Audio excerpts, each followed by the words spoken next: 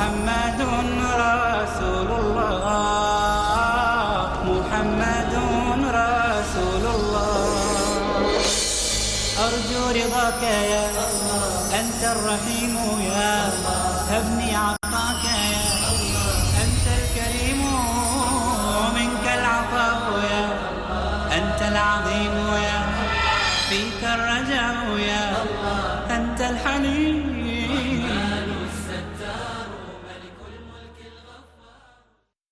السلام علیکم ورحمۃ اللہ وبرکاتہ. الحمد للہ رب العالمین والصلاة والسلام علی رسولہ الکریم وعلی آلہ وصحبہ اجمعین ومن تبعہ بإحسان الی یوم الدین. اما بعد. محترم بھائیوں اور بہنوں، ریاض الصالحین جو حدیث کی بہت ہی مشہور کتاب ہے، اس کا تفصیل سے مطالعہ اور اس کا خلاصہ آپ کی خدمت میں پیش کیا جا رہا ہے. یہ حدیث کا وہ ذخیرہ ہے جو اپنے دور کے بہت بڑے محدث اور عالم دین امام نووی رحمۃ اللہ علیہ نے بڑی محنت اور جاں فشانی کے ساتھ یہ مجموعہ تیار کیا ہے. یہ ایک انمول تحفہ ہے خطباء مساجد کے لیے، ائمہ کرام کے لیے اور ہر گھر کے افراد کے لیے، اس لیے کہ حدیث رسول صلی اللہ علیہ وسلم ہی کے ذریعے ہم اپنے ایمان اور عقیدے کو مضبوط کر سکتے ہیں، اپنے اعمال کو درست کر سکتے ہیں اور ہم اپنا تزکیہ کر سکتے ہیں، نفس کو برائیوں سے بچا سکتے ہیں.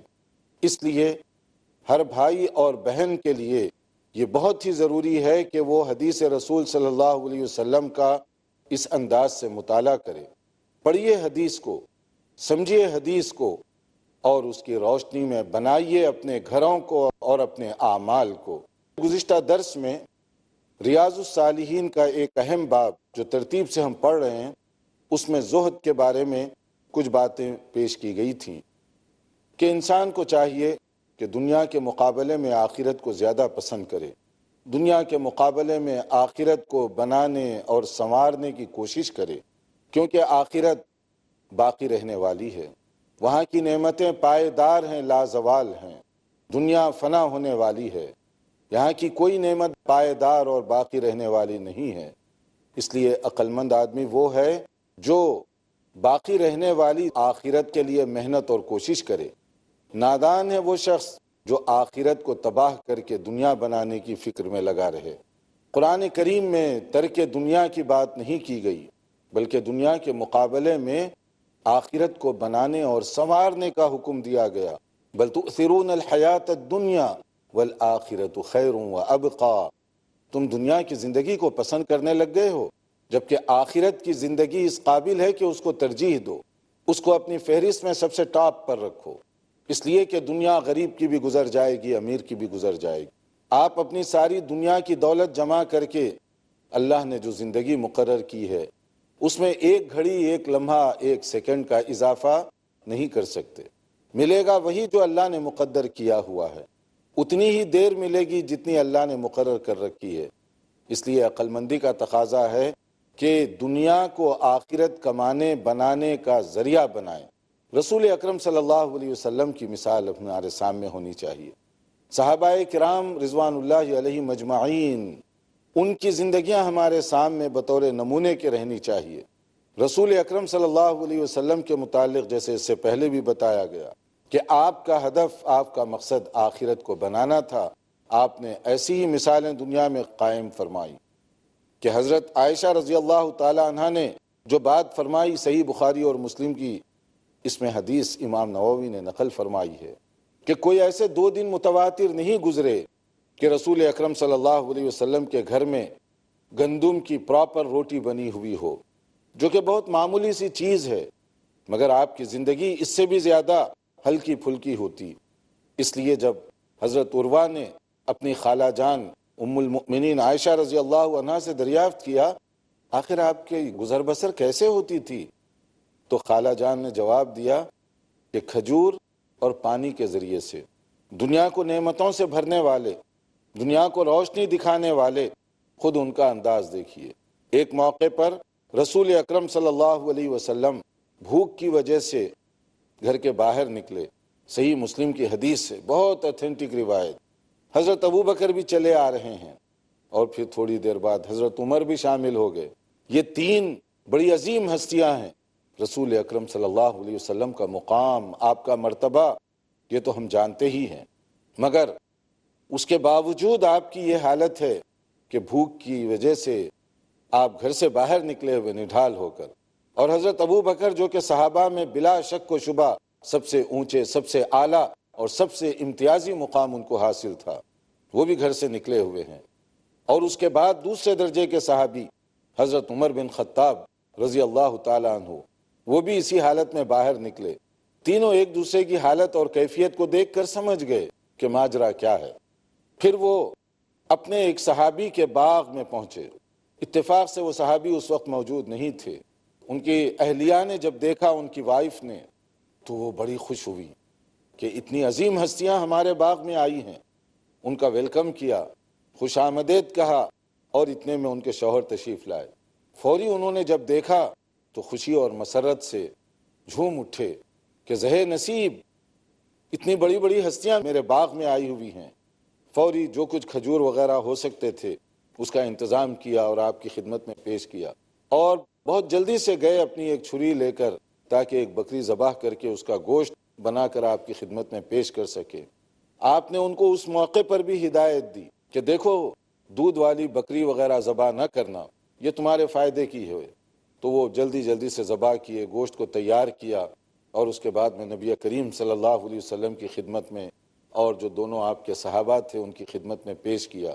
ایسے موقع پر اس کھانے کو دیکھ کر، جس میں بظاہر ہمارے اعتبار سے تو بہت معمولی چیز تھی، بکری کا گوشت اور تھوڑی سی روٹی، لیکن سوچنے کا انداز دیکھیے۔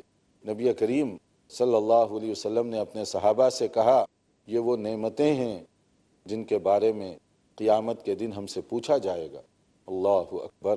یہ انداز کہ ایک طرف بھوک کی شدت اور دوسری طرف یہ خشیت اور یہ تقوی اور پرہیزگاری کی کیفیت کہ ہم سے ان نعمتوں کے بارے میں پوچھا جانے والا ہے۔ صحیح مسلم کی اس حدیث کو جب ہم پڑھیں، ذرا رک کر اپنے دسترخوان پر بھی دیکھ لیا کریں، اپنے فریج پر بھی نظر ڈال لیا کریں۔ ہمارے پاس نعمتیں اتنی وافر مقدار میں ہیں کہ رکھنے کے لیے فریج میں جگہ نہیں، اور کھانا جوڑتے ہیں تو ٹیبل پر رکھنے کے لیے جگہ نہیں ہوتی، اتنی انواع و اقسام کی چیزیں ہوتی ہیں۔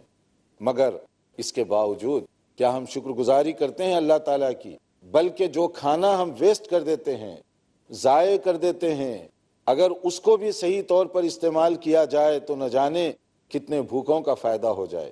اللہ نے اتنی نعمتیں دی ہیں، مگر اس کے باوجود ہمارے پاس جواب دہی کا جو تصور ہونا چاہیے وہ نہیں ہوتا۔ اور آپ کے گھر کا حال کیا تھا؟ کھانے پانے کی چیزیں، راشن، کہ رسول اکرم صلی اللہ علیہ وسلم کی ایک زرہ تھی جنگ کے موقع پر جو استعمال کی جاتی ہے، اس کو آپ نے ایک یہودی کے پاس گروی کے طور پر رکھا تھا۔ کیوں؟ تاکہ اس کے ذریعے سے تھوڑا سا گھر کا اناج بطور قرض کے حاصل کریں۔ توفی رسول اللہ صلی اللہ علیہ وسلم ودرعہ مرہونۃ عند یہودی، ایک یہودی کے پاس تھی وہ، اور یہ بھی بخاری اور مسلم کی حدیث ہے۔ اور آپ کو معلوم ہے اس کے ذریعے سے آپ نے کتنا اناج لیا تھا۔ اس حدیث کے اندر کہا گیا فی 30 صاعا من شعیر، موٹی سی جو گندم ہوتی ہے 30 سا کے بدلے میں، یعنی کاشان نبوت کی سادگی کو آپ دیکھیے کہ کھانے کی جو روز مرہ کی نہایت ضرورت کی چیز ہے وہ بھی آپ کے گھر میں میسر نہیں ہے۔ قرض لینا پڑ رہا ہے، دنیا کو دولت سے مالا مال کیا، اربوں کی زندگی کا دھارا بدل دیا، اور لوگوں کو اللہ کے دین کا راستہ بتایا، ہر آدمی اس کی وجہ سے سیراب ہوا، مگر آپ دنیا سے رخصت ہو رہے ہیں تو گھر کی یہ سادگی ہے۔ اور پھر اسی طریقے سے ایک اور حدیث جو صحیح بخاری کی ہے، اصحاب صفہ مدینہ منورہ مسجد نبوی کے باہر اس سے متصل ایک چبوترا بنا دیا گیا تھا، ایک جگہ مختص کر دی گئی تھی ان صحابہ کرام کے لیے جن کے پاس کوئی گھردار نہیں تھا، کوئی ٹھکانہ نہیں تھا، تاکہ وہ آئیں اور وہاں پر رہیں اور وہ نبی صلی اللہ علیہ وسلم سے فیض پاتے رہیں۔ آج کی اصطلاح میں سمجھ لیجئے کہ اس کو ہم ہاسٹل بھی کہہ سکتے ہیں کہ نبی کریم صلی اللہ علیہ وسلم کی مسجد اور آپ کی مجلس اگر دارالعلوم ہو، پڑھنے سیکھنے سکھانے کا ذریعہ ہو، تو اصحاب صفہ جس جگہ بیٹھا کرتے تھے وہ ان کے لیے ہاسٹل تھا، وہی ان کی رہائش کی جگہ تھی، وہیں پر وہ زندگی گزارا کرتے تھے جب تک کہ ان کا کوئی ٹھکانہ پراپر طریقے سے نہ بن جائے۔ اور ان کی حالت کیا تھی؟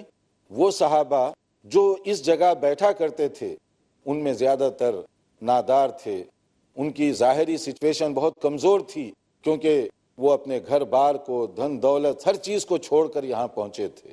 یہاں سیٹل ہوتے ہوتے ان کو ٹائم لگ رہا تھا، مگر ان کا ٹارگٹ دین سیکھنا، ان کا ٹارگٹ آخرت کو بنانا اور سنوارنا تھا۔ انہوں نے دنیا کی تاریخ کا دھارا بدل دیا، انہوں نے بڑے بڑے قیصر و کسریٰ کو نیچے کر دیا۔ وقت کی سپر پاور طاقتیں ان کے آگے عجز اور درماندگی کا اظہار کر رہی تھیں، مگر خود ان کی کیفیت کیا تھی؟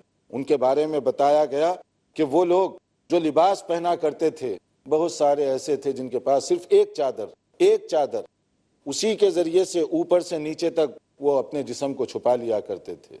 کچھ تو ایسے تھے جن کی چادر بھی اتنی نہیں تھی کہ پورے جسم کو کور کرے، ہاف باڈی کو کور کرتے تھے۔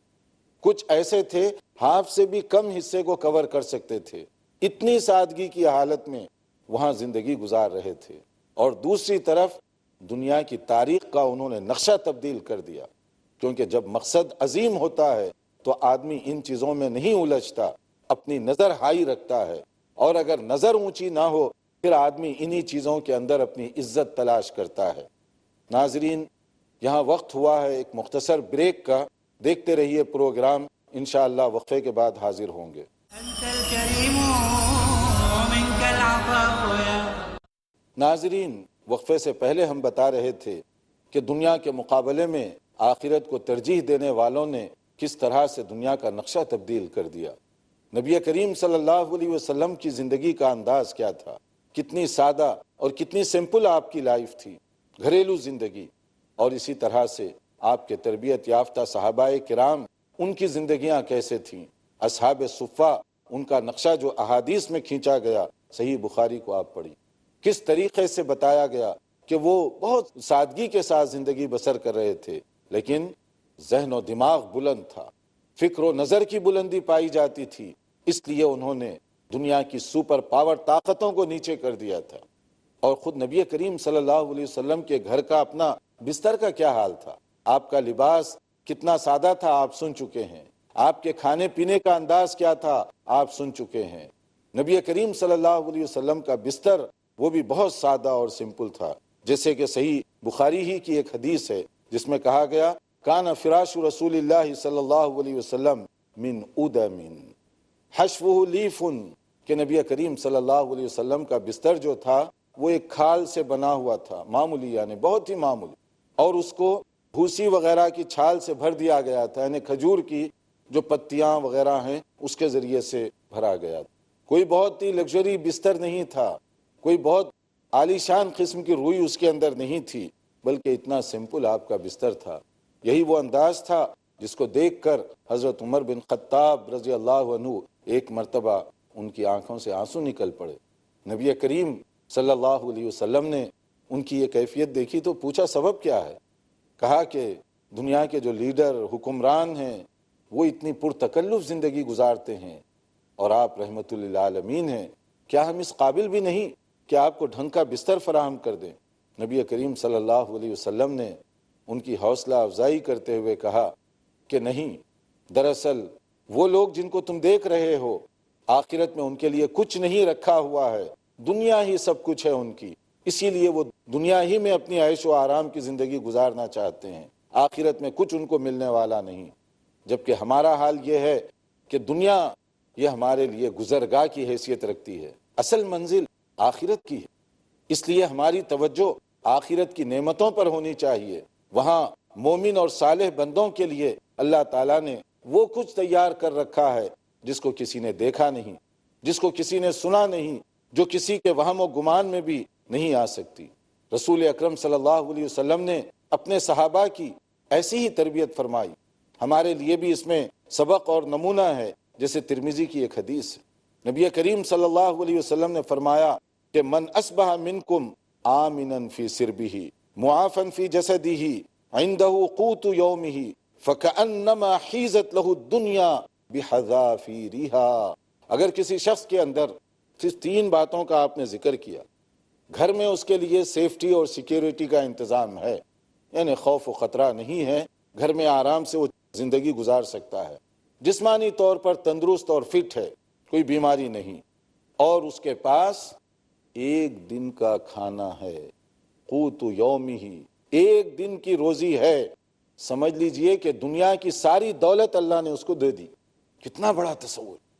اگر اتنی سی چیزیں ہوں تو کہا گیا کہ سمجھ لیجئے کہ آپ کو ساری دنیا کی دولت مل چکی ہے، مگر ہمارے پاس اگر یہ تصور نہ ہو تو حل میں مزید کے چکر میں ہم نہ جانے کیا کیا کر بیٹھتے ہیں، کس طریقے سے دنیا بنانے کی ہم کوشش کرتے ہیں۔ اور نبی کریم صلی اللہ علیہ وسلم نے دنیا کو لینے کا جو تصور پیش کیا وہ کتنا سیدھا سمپل ہے۔ اگر اس پیمانے رسالت پر ہم اپنے آپ کو چیک کریں تو معلوم ہوگا کہ اکثر و بیشتر لوگ بڑی خوشحال زندگی گزارتے ہیں۔ کاش کہ ہم اسی طرح کی نعمتوں کا شکر بھی کر سکیں، اور ہمارے پاس ایسی زبان ہو جو ان نعمتوں کو ریکگنائز کرے۔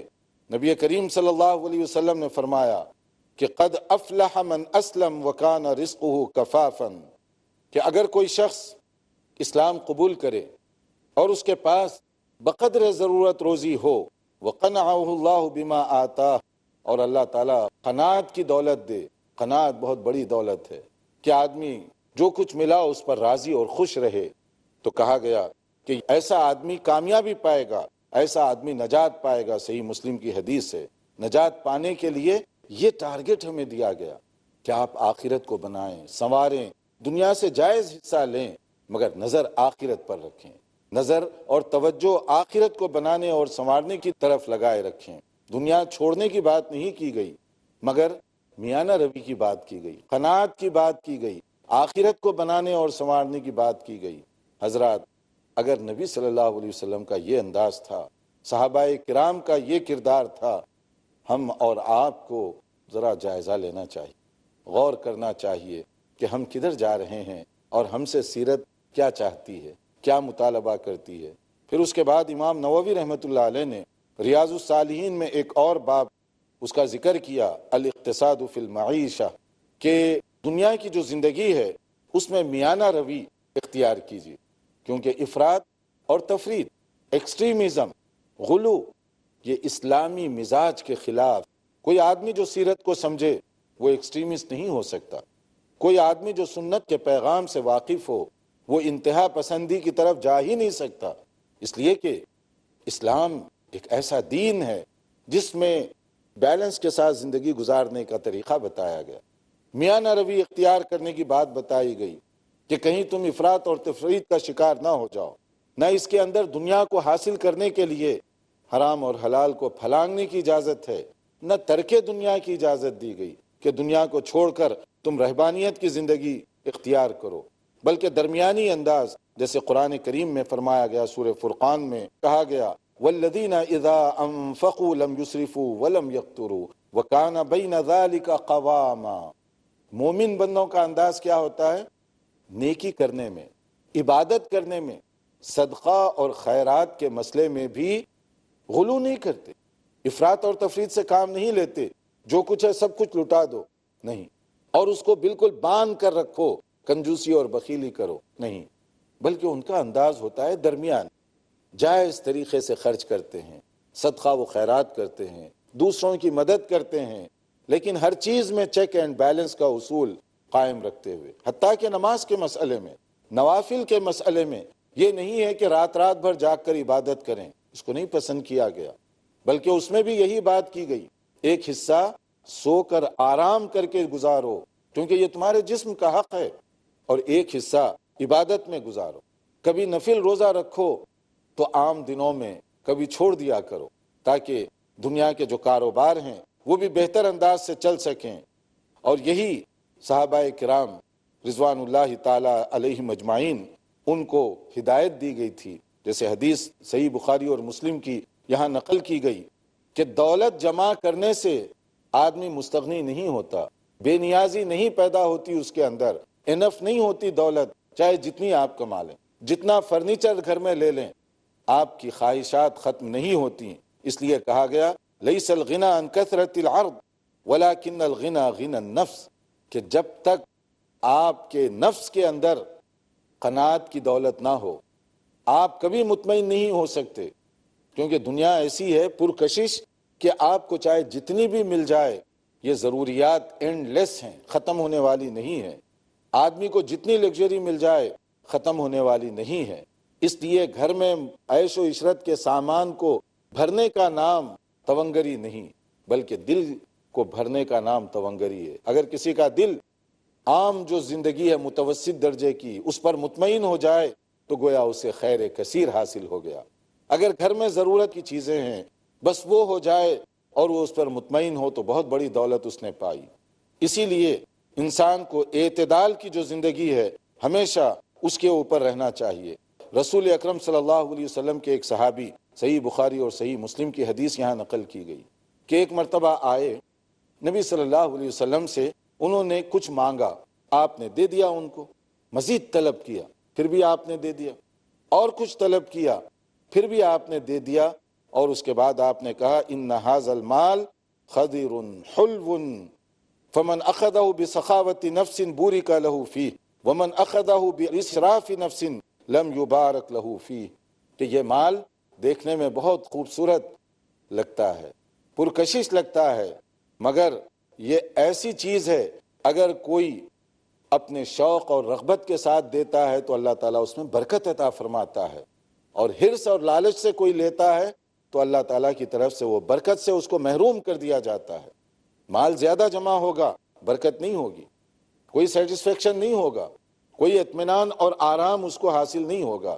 اس کے مقابلے میں ایک دوسرا آدمی دولت کم ہے، دل کا سکون اس کو ہے، اطمینان ہے، تو گویا کہ وہ آدمی زیادہ بہتر ہے۔ یہ سننے کے بعد انہوں نے یہ اعلان کیا کہ آج کے بعد میں کبھی کسی سے نہیں مانگوں گا، اور اس پر وہ اتنے قائم رہے کہ نبی کریم صلی اللہ علیہ وسلم کی زندگی میں وہ کبھی پھر ہاتھ نہیں پھیلائے کسی کے آگے، اور اس ہدایت کا ان پر اثر یہ ہوا حضرت ابوبکر صدیق رضی اللہ عنہ کے دور میں جب مال غنیمت وغیرہ آتا وہ نہیں لیتے، حضرت عمر فاروق کے زمانے میں جب ان سے کہا گیا کہ لول تم اپنا حصہ، وہ نہیں لیتے، یعنی نبی صلی اللہ علیہ وسلم نے ایک بار ان کو بات سمجھا دی، اس کے بعد وہ کسی کے آگے اپنا ہاتھ نہیں پھیلایا کرتے تھے۔ اللہ تعالیٰ سمجھنے اور عمل کرنے کی توفیق عطا فرمائے۔ دیکھتے رہیے ہمارا پروگرام جس کے لیے ہم آئندہ درس میں حاضر ہوں گے انشاءاللہ۔ والسلام علیکم ورحمۃ اللہ وبرکاتہ۔ هذا القرآن يوحدنا لطريق الخير يوجهنا